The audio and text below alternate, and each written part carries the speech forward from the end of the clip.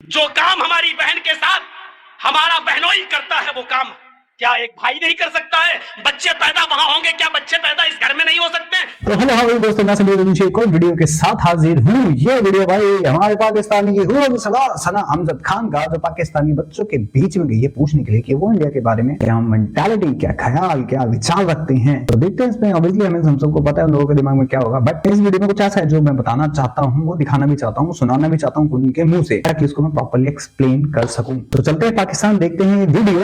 Video शुरू करने से पहले वीडियो को लाइक करें, चैनल को सब्सक्राइब जरूर कर लें, बेल आइकन दबाना ना भूलें ऐसी और वीडियो देखने के लिए, मेरा एनालिसिस देखने के लिए। साथ के साथ फेसबुक, इंस्टाग्राम पे फॉलो कर लें, लिंक आपको डिस्क्रिप्शन में मिल जाएगा। तो चलो शुरू करते हैं वीडियो बिना किसी देरी के। तो चलते हैं पाकिस्तान और देखते हैं बच्चों की नफरतें, इनके अंदर कितनी नफरतें घोली गई हैं, और दिखाता हूँ वो सच्चाइयां जो शायद हमारी कंट्री के लिए हमारे ही लोग ठंडा होने में लगे हुए हैं। तो शुरू करते हैं वीडियो बिना किसी देरी के। अस्सलाम वालेकुम। वालेकुम अस्सलाम। वालेकुम अस्सलाम।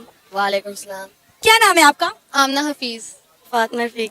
साद रफीक। आमना किस क्लास में पढ़ती हो? मैंने अपनी ICS कंप्लीट किया है। और आप? मैट्रिक 8। 8th classes. तो तुम्हारे साथ बड़े प्यारे प्यारे बच्चे मौजूद हैं जो कि डिफरेंट क्लासेस में पढ़ते हैं। इनसे बात करते हैं और जानते हैं कि हमारे हमसाए मुल्क इंडिया का नाम सुनते ही पहली चीज आपके दिमाग में क्या क्लिक करती है? अ टेररिस्ट कंट्री और एन एनिमी। टेररिस्ट कंट्री कौन बोल रहा है? ये आईसीएस सेट कर दी थी ना ये। बेटा कुछ पढ़ लो पहले, ठीक है। 140 यूएन डेजिग्नेटेड टेररिस्ट तुम्हारी कंट्री में है। टेररिस्ट तुम्हें कहा जाता है, चोर तुम्हें कहा जाता है, लुटेरा तुम्हें कहा जाता है, भिखारी तुम्हें कहा जाता है, रेपिस्ट तुम्हें कहा जाता है, गैंग चलाने वाला तुम्हें कहा जाता है, ड्रग एडिक्ट तुम्हें कहा जाता है, रेपिस्ट तुम्हें कहा जाता है। तो प्लीज जबान को संभाल के बोलो, नहीं तो यही जबान तुम्हारे अब्बू के साथ ही तुम्हारी शादी करवा दी जाएगी। सॉरी टू से, बट ये बात सही है। पता लग रहा है कल इसी बच्ची के साथ इसके अब्बू ने निकाह पढ़ लिया। दुश्मनी। दुश्मनी। ऐसा क्यों लगता है कि इंडिया हमारा दुश्मन मुल्क है? बिकॉज कि अगर उनके हमारे पास कोई भी आता है, लाइक कल क्वेश्चन आ गया, तो हम लोगों ने उनको इसका बहुत अच्छा ट्रीटमेंट दिया, मतलब उसको बहुत ज़्यादा सेफली रखा, खाने को बहुत अच्छा दिया। लेकिन अगर हमारे वहाँ जाएं तो वो एज हमें ना बहुत ज़्यादा बुरे तरीके से ट्रीट करते हैं, और उनको मार दिया जाता है, अक्सर उनको सजाएं दी जाती हैं, उनको जेल में रखा जाता है, तो उनके साथ बहुत ज़्यादा बैड तरीके से उनको ट्रीट किया जाता है, जबकि हम बहुत उन्हें ना फ्रेंडली तौर पर ट्रीट करते हैं। बेटा अपने अब्बू की बेगम, होने वाली अब्बू की बेगम, बात सुन ले कान खोल के। जो तुम भेजते हो तुम्हारे 72 लोगों के पास जाते हैं टेररिस्ट, उन्हें टेररिस्ट कहते हैं। हमारा जो गया था जवान गया था, गलती से गया था, उसको इंडिया ने एक्सेप्ट करा था कि गलती से बॉर्डर क्रॉस हुआ है, और 100 सोरे ने मिलकर एक शेर के ऊपर हमला करा। उसके बाद लीडर बन के बिला में घुस गए। उसे ट्रीटमेंट अच्छा नहीं कहते, उसको तोते उड़ने के बाद, पिछवाड़ा फटने के बाद कहा, समझ रहे हो?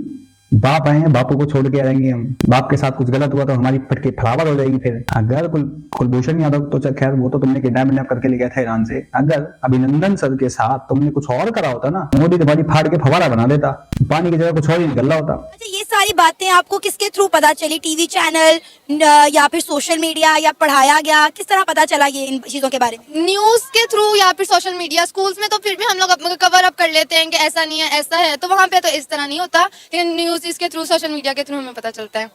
आपने भी कहा कि इंडिया दुश्मन मुल्क है, तो मैं जानना चाहूंगी कि क्या वजह है, आपको क्यों लगता है कि इंडिया हमारा दुश्मन मुल्क है? इंडिया तस्लीम ही नहीं करता कि पाकिस्तान अलहदा मुल्क है। वो यही समझता है कि वो पाकिस्तान उनसे छीना गया है, और वो हर वक्त पाकिस्तान को तबाह करने के लिए प्लानिंग कर रहा है। बेटा तुम लोगों को भी पढ़ने की बहुत जरूरत है, सच में बहुत पढ़ने की जरूरत है। तुम लोग जाहिल हो, मतलब जाहिल के बच्चे जाहिल ही होंगे ना, डेफिनेट सी बात है। क्या उनको कहते हैं ना कि माँ बाप पढ़े लिखे होते हैं, हमारे यहाँ पे कुछ कहावतें ऐसी हैं कि माँ बाप पढ़े लिखे तो बच्चे भी होते हैं, बट ऐसा कुछ नहीं है। जो पढ़े लिखे नहीं होते वो भी अपने बच्चों को पढ़ाते हैं, क्योंकि उनको पढ़ाई की वैल्यू पता होती है। लेकिन इन जाहिलों को नहीं पता, इनके पढ़े लिखे भी साले गवार ही रहेंगे। अगर तस्लीम नहीं करता ना, तो इंडिया ने पहले ही तस्लीम कर लिया था। सबसे पहला इंडिया ने रिकॉग्नाइज करा था पाकिस्तान को, सबसे पहले करा था, और तुम्हें मुल्क तुम्हारा भीख में दिया था। 16 करोड़ भी भीख में दिए गए, समझ गए, तुम्हारे हिस्से के पैसे जो थे। तो बेटा थोड़ा पढ़ लो, नहीं तो अब्बू की बेगम बन के ही रह जाओगी बस। अब्बू के बच्चे पालोगी, फिर वो बच्चे भी शायद, वो बात की बात है। आपको पता है कि इंडिया इस वक्त कितना ज्यादा ग्रो कर गया है, दुनिया की 5वीं बड़ी इकोनॉमी बन गया। इंडिया में इस वक्त कितनी डेवलपमेंट हो रही है। चले मान लेते हैं वो हमारा दुश्मन मुल्क है, या हम उसे अच्छा नहीं समझते, हमारी यूथ अच्छा नहीं समझते, तो क्या आपको ये पता है कि आज हमारा दुश्मन मुल्क कितनी तरक्की कर गया है? वो तरक्की इसलिए करें कि हम उसके साथ बैकअप पे, हमारे पास यूरोप कंट्रीज हैं, लाइक बरतानिया, अमेरिका वगैरह, लेकिन हमारे बैकअप पे कुछ भी नहीं है। हम मुस्लिम कंट्रीज, हम लोग डेवलप होने के बावजूद इतनी अंडर डेवलप्ड हैं कि हम लोग कहीं भी आगे सर्वाइव नहीं कर रहे। हम लोगों ने यहाँ तक कि हमारे स्कूल्स तक गवर्नमेंट स्कूल पब्लिक कर दी हैं, उसमें भी अब अमेरिका वाले आके यहाँ पे अपनी क्या कहते हैं हुक्मरानी करेंगे, सब कुछ उनके थ्रू चलेगा। मतलब हम इतनी अंडर डेवलप कंट्री है कि हमारे ऊपर अभी तक, हम आजाद मुल्क होने के बावजूद हम लोग उनके अंडर प्रेशर काम करते हैं। लेकिन बेटा बोला ना, तुम लोगों को पढ़ने की जरूरत है, तुम लोगों को बहुत ज्यादा पढ़ने की जरूरत है, अभी पढ़ने की, देखने की, सोचने की, समझने की। अभी तुम लोग उगे हो जमीन से, अभी तुम लोग पौधा बने हो, पेड़ बनने की कोशिश ना करो, अंडर डेवलप है। तो जो तुम्हारा एजुकेशन सिस्टम है ना, उसको जरा डिग्री लेके बाहर चलेगा ना, लात मार के 9 नंबर वाले जूते 6 नंबर वाले जूते से फेंक के मारेगा, निकल रहे यहाँ से, या तो जाकर टटिया साफ करो। अगर वहां पे बाहर की कोई कंट्री का कोई एजुकेशन सिस्टम डेवलप आ रहा है तो उसको आने दो, लेकिन तुम तक एक्सेप्ट नहीं करो, काफी है ना। ये वो कुएं के मेंढक हैं कि जो अपने कुएं में देखते रहते हैं कि बस हमारी दुनिया ये है, और तुम लोगों को बाहर कोई फैसिलिटीज क्या देगा? तुम जाके वहां पे करते क्या हो? दूसरी कंट्रीज में जाके वहां के कानून नहीं मानने, वहां के औरतों के साथ रेप करना, छोटी बच्चियों के साथ रेप करना, जैसे तुम लोगों के साथ करते हैं वो लोग। 90% केसेस में रेप इनके घर वाले ही करते हैं। होता कौन है? भाई होता है, मामा, चाचा, ताऊ, ये लोग। 90% केसेस में पाकिस्तान, और इनके नेशनल मीडिया पे चली हुई ये चीज है, ये बताते नहीं है। जहां ये सोचो एक बेटी अपने सगे बाप से शादी कर लेती है, तो यार सोचो वहां पे फिर इनकी मेंटालिटी पता कैसी है। तो ये सुनो, जो काम हमारी बहन के साथ हमारा बहनोई करता है वो काम क्या एक भाई नहीं कर सकता है? बच्चे पैदा वहां होंगे, क्या बच्चे पैदा इस घर में नहीं हो सकते? बल्कि हमें अपनी बहन और अपनी बेटी के मिजाज से हम ज्यादा वाकिफ हैं। हम जितना अच्छी तरीके से उसके साथ रह लेंगे, दूसरा नहीं रह। ऐसी मेंटालिटी के साथ ये लोग इस चीज में रह जाएंगे या फिर ग्रो करने की कोशिश करेंगे। इनकी मेंटालिटी ये है कि कुरान पढ़ के लोग आगे बढ़ रहे हैं, हाँ हम लोग कुछ नहीं कर रहे। अबे किसने कहा? जो हमें काम करना चाहिए था वो काफिर कर रहे हैं। अबे तुम्हें किसने बोला? कहाँ लिखा हुआ है? कहाँ लिखा क्या हुआ? इनकी ये सोच है जाहिलों की, जहालत इनकी ये है। इंडिया तबाह करना चाहता है, इंडिया तबाह करना चाहे ना, सीधा ही न्यूक्लियर बम फेंके, पाकिस्तान टाटा बाय बाय। जैसे हमारे अटल जी ने कहा था, जॉर्ज बुश था, कौन था भूतनी का, बिल क्लिंटन था, कि अगर पाकिस्तान ने न्यूक्लियर वॉर छेड़ी तो हमारा तो एक या 2 शहर जाएंगे, लेकिन कल की सुबह पाकिस्तान देख नहीं जाएगा। फटके फवारा हो चुकी थी तुम्हारे नवाज शरीफ की, और वो क्या नाम था उसका, भूतनी वाले का जो निकल गया। तो बेटा हिस्ट्री से थोड़ी अच्छे से पढ़ लो, तुम लोगों का सी काटा जा रहा है। पहले पढ़ो लिखो फिर बोलो, ये कहते हैं ना, इसलिए पहले तोलो फिर बोलो। नहीं तो जबान से निकली चीज और कमान से निकला तीर कहीं भी घुस सकता है, और तुम तो उल्टा हुआ तीर लेने के लिए मशहूर हो। यहाँ पे मैं आपसे एक सवाल करना चाहूंगी कि क्या वजह है कि आज तमाम इस्लामिक कंट्रीज में वो यूनिटी नहीं है जो इन बाकी कंट्रीज के दरमियान है। आपने बात की कि इंडिया को बैक है अमेरिका की या बाकी कंट्रीज की, तो आपको पता है सऊदीया, दुबई, ये ईरान, इराक, ये सारी इस्लामिक कंट्रीज भी इंडिया को सपोर्ट करती हैं, क्योंकि पाकिस्तान में इस्लामी कानून नाफिज नहीं किया जाता, जिसकी वजह से माहौल बहुत ख़राब है और सबके बड़े लोग को साइड दी जाती है, जबकि छोटों के हकूक अदा नहीं किए जाते, जिसकी वजह से मुल्क के हालात। लल्ली यही तो तुम लोगों की ना समझे। जिस दिन वहां पे शरिया नाफिज हो गया ना, तुम लोग जो बाहर बिना दुपट्टे इसके घूम रहे ना, हिजाब के, तो सब बाल दिखने के बाद या तो तुम लोग हॉस्पिटल में मिलोगे या जेल में या फिर कोमा में या फिर सीधा अल्लाह के पास। तो सोचना भी मत, सोचोगे जिस दिन शरिया नाफिज करने के लिए तुम एक बार रोडों पे तो निकलो, हमें शरिया चाहिए। मर्द भी बोलते हैं हमें शरिया चाहिए। तो अफगानिस्तान में औरतों के साथ, बच्चियों के साथ हो रहा है ना, पाकिस्तान में तो उससे भी शायद गंदा हो। ईरान याद है, एक 16 साल की बच्ची के सिर्फ बाल दिखे थे, उसको मार मार के वेंटिलेटर पे भेज दिया उसके बाद ऊपर। तो तुम लोगों की जो खड़ी है ना, ऐसे बोल दो फिर। इंडिया के साथ ही तो कम से कम इस्लामिक कंट्रीज में आपस में तो यूनिटी होनी चाहिए ना। जी होनी चाहिए। आप क्या कहोगे, आपके स्कूल में क्या पढ़ाया जाता है, क्या बताया जाता है इंडिया के बारे में? इंडिया के बारे में कुछ नहीं बताया जाता। कुछ भी नहीं पढ़ाया जाता। नहीं। मुतालिया पाकिस्तान, आप माशाल्लाह 8th क्लास में हो। ताला पाकिस्तान नहीं होती। नहीं होती? नहीं। तो फिर आपको कैसे पता चला कि इंडिया हमारा दुश्मन मुल्क है? बस न्यूज़ वगैरह में सुन लिया था। सही, न्यूज़ वगैरह में सुना। अच्छा, कभी दिल किया कि इंडिया जाना चाहिए हमें घूमने फिरने के लिए, बॉर्डर खुलने चाहिए ताकि वहाँ के लोग यहाँ आएं, यहाँ के लोग वहाँ जाएं, हम देख सकें दोनों की सकाफत, दोनों का कल्चर, और देख सकें क्या जो टीवीज में दिखाया जाता है, हमें बताया जाता है, उसमें कितनी सदाकत है। जी नहीं, हम इतने फ्रेंडली, हम लोग फ्रेंडली हैं, हमारे इधर इंडिया के लोग आ जाते हैं, लाइक उनके अगर कोई भी फेस्टिवल वगैरह हो तो हमारे पाकिस्तान में उनके एरियाज हैं कि जहाँ पे वो आ जाते हैं। लेकिन हम लाइक अभी वर्ल्ड कप गुजरा और हमें वीज़ा ही प्रोवाइड नहीं किए गए कि हम लोग खुद जाके वहाँ पे मैच देख सकें। तो इतनी बड़ा लॉस कि हम लोगों को इतना बैकअप पे रखा जाता है कि हम लोगों का कोई पर्सन वहाँ नहीं जा सकता। बेटा जी तुम्हारी औकात नहीं है तुम लोगों की, तुम लोग यहाँ पे आके भी गंद मचाओगे। जैसा तुम्हारा वो क्रिकेटर था ना, क्या रिजवान अहमद है, भूखा नंगा तुम्हारा वो बाबर आजम, तुम लोग यहाँ आके भी गंद मचाओगे। कुत्ते का मीट मांगते हो, सुअर खाने के लिए बात करते, मतलब वही बात है, 200 सुअर खा के बिल्ली ये लोग हज को चले। तो गंदगी फैलाने से अच्छा ना गंदगी को दूर ही रखो। नहीं चाहिए आना जाना, कोई नहीं चाहिए हमें। साले पता लगा 140 जो वहां के हैं तुम्हारे साथ मिलके वो भी आ गए यहाँ पे, फटफटा गए मादर चौथ के बच्चे। अभी मुंबई और गुजरात में रोका गया एक हमला, फिर तुम लोग आओगे यहाँ, वहां आवन जावन होगा, यहाँ के कुछ चूती आएंगे मिलकर तुम्हारे साथ फटफटा जाएंगे। फिर 26/11 से बड़ा हमला करने की प्लानिंग कर रखी। सुअर पकड़ा गया उसकी वाइफ के साथ। उसकी वाइफ कौन थी? एक हिंदू थी जिससे प्यार मोहब्बत हुआ, वो कन्वर्ट हुई, वो भी उसके साथ टेररिज्म में इन्वॉल्व हो गई। 2 पकड़े गए, 16 बंदे थे, भोपाल से, दिल्ली से, मुंबई से।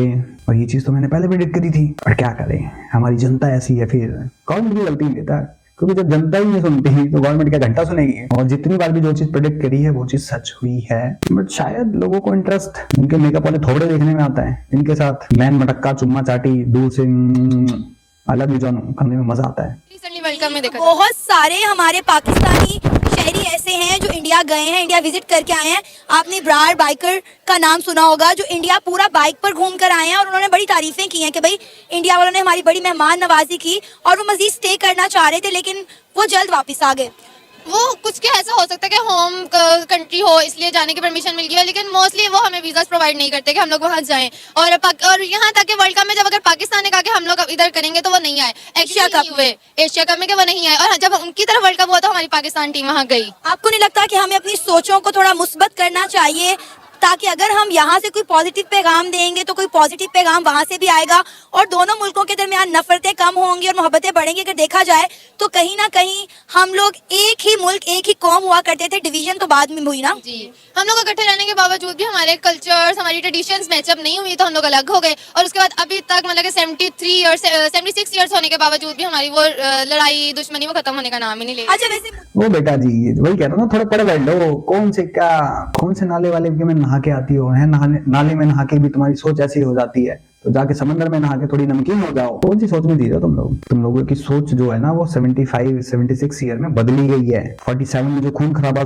तुम लोगों ने सिखों के साथ उनकी औरतों के साथ करा था ना, सबसे ज्यादा उनके साथ हुआ था, लेकिन तुम लोगों को इससे दूर रखा जाता है। तुम लोगों को क्या बताया जाता है, हिंदू काफिर, हिंदू ने मारा। अब वही चीज खालिस्तानी के दिमाग में ठोसी जाती है और वो भूतनी के बच्चे इन चूते हुए कहनावे में आ जाते हैं।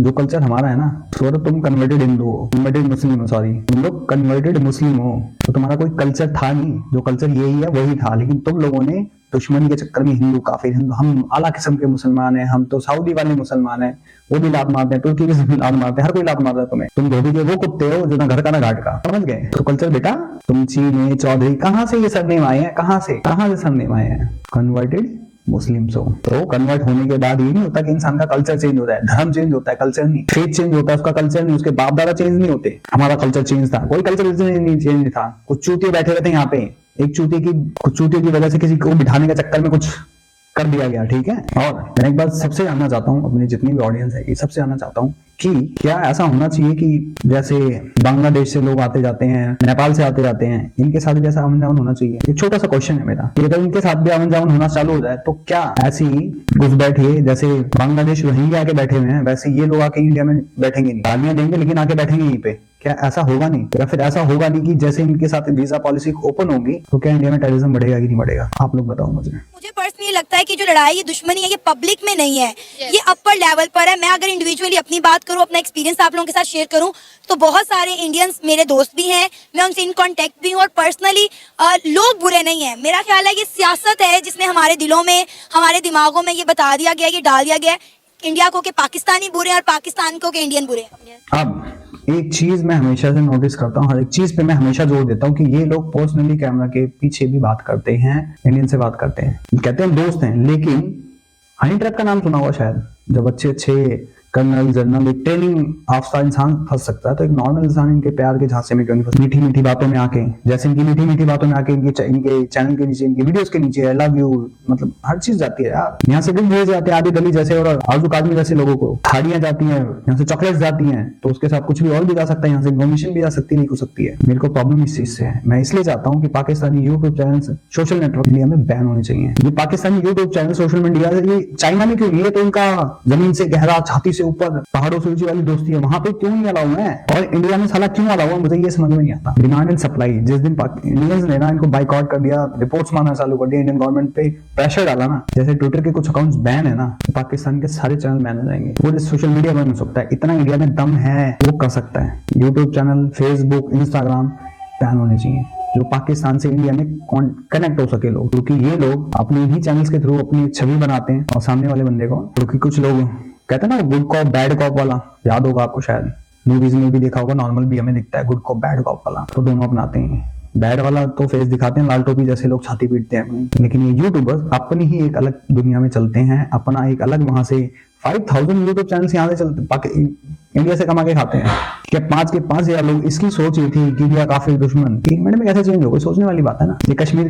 करते हैं, इतने सारे मुद्दे उठाते हैं, आर्मी के ऊपर उंगली उठाते हैं, लेकिन इनको नहीं कोई उठाता। तो ये सोचने वाली बात है भाई मेरे। मेरा मेन मोटिव था इस वीडियो का सिर्फ ये पार्ट लेना, लेकिन मैं बच्चों की भी सोच में दिखाना चाहता था। कैमरे पे हाँ बोल देंगे, लेकिन पीठ पीछे क्या होगा वो आप सब जानते हैं। बाकी भाई आप लोग इनकी सोच पे क्या कहना चाहते हैं और मैं गलत कहाँ हूँ? अगर मैं सही हूँ तो प्लीज कमेंट सेक्शन में जरूर बताएं। बाकी मैं संवेदनशील चलता हूँ, मिलता हूँ आप सबको किसी और वीडियो में। तब तक के लिए जय हिंद, जय भारत एंड बायकॉट पाकिस्तानी और सोशल मीडिया।